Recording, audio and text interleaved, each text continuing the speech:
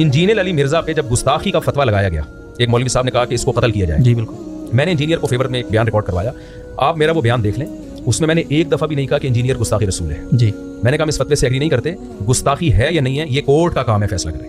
मौलाना साहब की तरफ से फतवा दिया गया कि जी इंजीनियर साहब का कत्ल जायज है। मैं इस अपनी दीनी जिम्मेदारी समझता हूँ कि हम इस फतवे से बिल्कुल मुत्तफिक नहीं है, और अगर आप समझते हैं कि किसी ने कोई काम ऐसा किया है जो आइन के खिलाफ है, इस्लाम के खिलाफ है, तो लॉ के जरिए उसमें पनिशमेंट की कोशिश की जाए, कानून का सहारा लिया जाए, जज फैसला करेगा कि क्या सजा बनती है या नहीं बनती। लेकिन आप इंजीनियर की खयानत देखें, जब मुझ पे गुस्ताखी का इल्जाम लगा तो इंजीनियर ने मुझे फेवर तो दिया कि मुफ्ती साहब कनाडा में ही रहो, वहीं असाइलम ले लो, यहाँ ना हो, आपको मार देंगे, मैं आपकी जिंदगी चाहता हूँ कि महफूज रहे। शरारत कितनी की, कहते है बहरहाल ये गुस्ताखी, जबकि आप खुद कह भी रहे हो कि पाकिस्तान में जिसको गुस्ताख करार दे दिया जाए उसकी जान महफूज नहीं है, ये बार बार इतराफ भी कर रहा है, और आप फिर कह भी रहे हो गुस्ताख, बार बार उस लफ्ज़ को रिपीट कर रहा है। यानी पसे पर्दा तो आप ये चाह रहे हो कि मुफ्ती तारिक मसूद को कोई बम से उड़ा दे। मुझे ख्याल हुआ कि यार मैंने इस आदमी को कैसे फेवर किया है, मैंने इसके एक दफा भी गुस्ताख, क्योंकि मुझे पता था अगर मैंने कह दिया ना कि है तो गुस्ताखी रसूल तो कोई दीवाना उड़ा देगा, तो मैं तो चाह रहा था उसकी जान महफूज हो, मैं क्योंकि मुखलिस था उसकी जान की हिफाजत में, मैंने गुस्ताखी का लफ्ज़ एक दफा भी इस्तेमाल नहीं किया। मैंने कहा कोर्ट का काम है वो फैसला करेगा। लेकिन इंजीनियर ने शरारत ये की है, मुझे फेवर भी कर रहा है और उधर ड्रामेबाजी भी चल रही है तो गुस्ताखी, है तो गुस्ताखी। यार तुम ये लफ्ज़ बार बार रिपीट कर रहे हो, तुम्हें पता नहीं है कि जो जुनूनी लोग हैं वो कहेंगे जब ये गुस्ताखी है तो फिर ये बंदा जिंदा क्यों घूम रहा है, यानी आप तो उनको फेवर कर रहे हो। जी बिल्कुल, यस ऐसे ही। तो ये है कि गुस्ताखी का जो इल्जाम लगाएगा ना, ये ऐसे ही एक ज़िना से बदतर इल्जाम है।